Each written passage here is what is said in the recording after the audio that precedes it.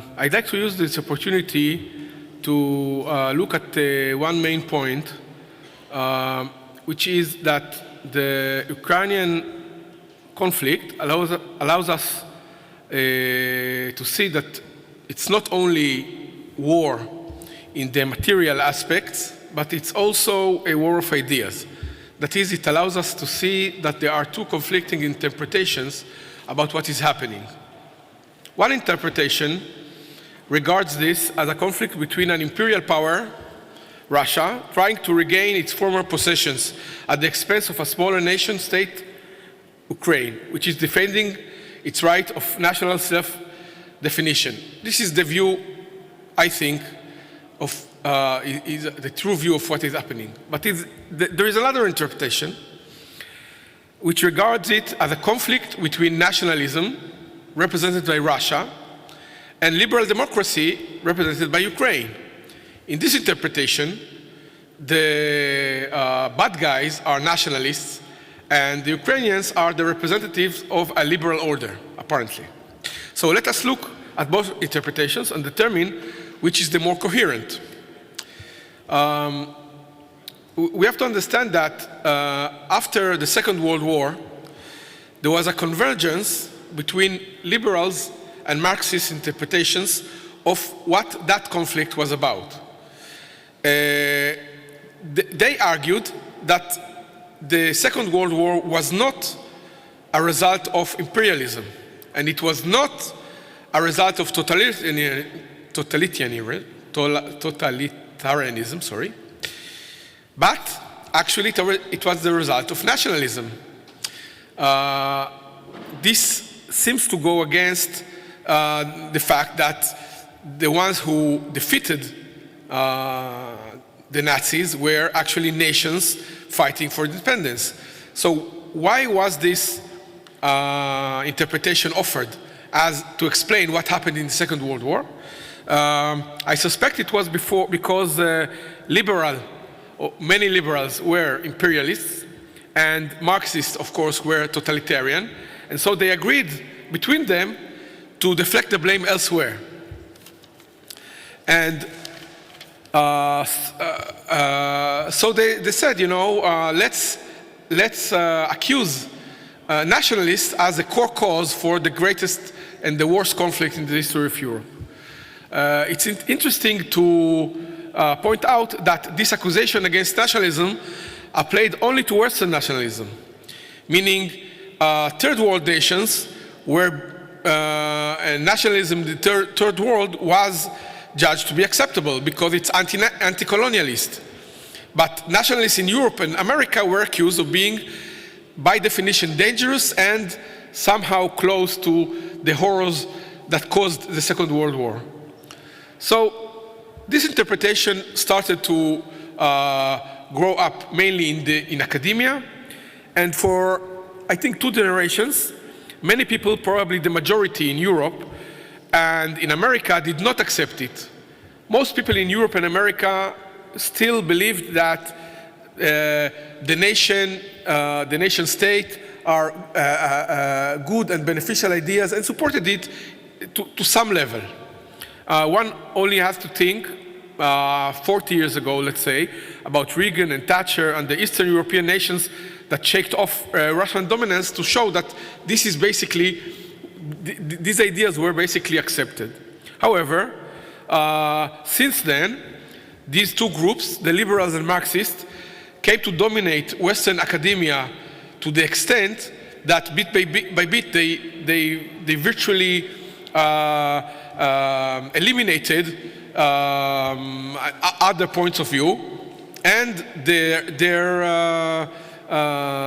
result is that their graduates from academia came into the media, came into politics, and started to, in a sense, believe that this is actually the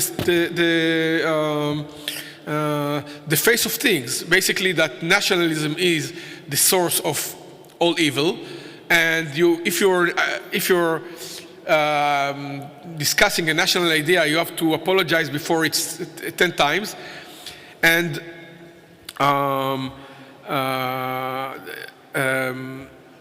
it seems for, I think, a generation, especially after the end of the Cold War, that this view was shared by certainly the academia, media, and politics in Europe, but perhaps also the general public. However, Brexit and the growing rift between the Eurocrats and various European governments, like the Polish and the Hungarian one, show that large segments of the European population still, my feeling is that the majority, but certainly large segments of the European population, do not agree with this anti-nationalist rhetoric, but actually regard national identity as a positive fact. Now the war in Ukraine has accelerated the clash between these two interpretations of the European Union and its goals. We hear now calls from liberals in Europe and also in America that the war in Ukraine demands from us, meaning from Europeans, a process of accelerating the creation of a European superstate, meaning the lesson they draw from what is happening is that there should be a united European army, a European command with veto power over national governments, and more united resources to fight the growing Russian state, the Russian dominance. This is basically the the Franco-German proposal now being brought at the EU summit. In effect, what this argument is about is this. The only thing that can stand against the Russian imperialism is a liberal empire, meaning empire is good, authoritarian empire is bad, so let's have a liberal empire to stand before the Russian aggression. Thank you. But in fact, it was exactly the shriveling of national armies of Europe and of the alliance of independent nations, that is nation, which allowed the Russians to attack Ukraine.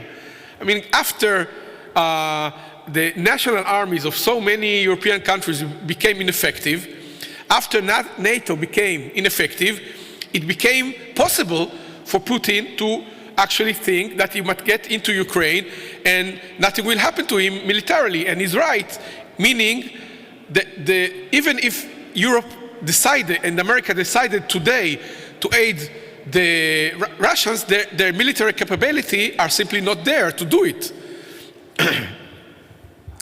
All this was done, all this shriveling of national capabilities was done in the name of a liberal age of Aquarius with no need for armies, borders, and nations. Now that this idea of no borders, no armies has failed, the alternative that is offered is a liberal empire.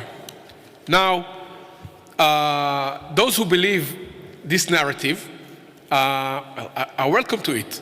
But my own view is that the only real answer to the problem now at the heart of Europe, which the Ukrainian war has exposed, is a change of course. Yes, national armies have to be rebuilt, and containing the Russian threat is in order. But the crucial point is another. It is the understanding that the European nation state must be the foundation for the new approach, not a liberal European imperialism. I believe that the Visegrad nations have provided a beginning for this process, showing the way for an alliance of nation states as the cornerstone of a European system. More is needed to better define and take forward a Europe of nations as an alternative to the imperialist liberal ideology. At present, I'm sorry to say, there isn't in universities, in the media, in politics, a strong justification for the nation state as and for a Europe of nation states as an alternative to the liberal empire vision of Europe. I mean, there are places, sorry, there are places like Hungary where this is the case. There are places like Britain that this is the case. It got out, but in most European countries, that is not the case at all. Now,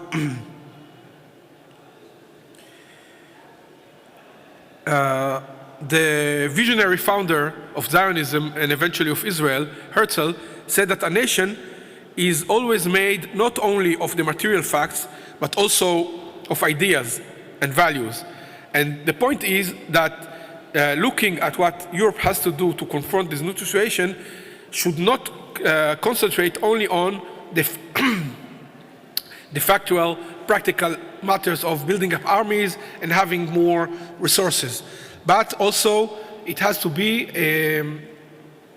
a conflict of ideas and to present a serious national conservative idea as an alternative to the liberal imperialism. Otherwise, what will happen will be only a war of attrition where more and more the nation states will always fight a rearguard action.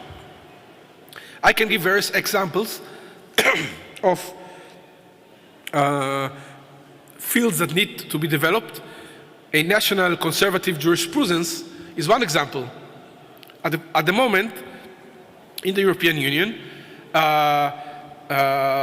various national courts try to stop the intrusion of the European courts into their areas of sovereignty, but the general jurisprudential system is far stronger on the liberal side, where you have the either liberal or positivist ideas, but there are no coherent alternative. I know that these alternatives exist, but they're not on the table. People don't know about them, and lawyers are not trained in them. I can go on with other examples, but I will conclude with this point. This conflict in Ukraine being a conflict, not only a war, a material war, but also a conflict of visions and ideas, means that there is a need to develop, or in a sense redevelop, the national conservative ideas in institutions that would offer an alternative to the liberal Marxist ideal of an empire. Thank you.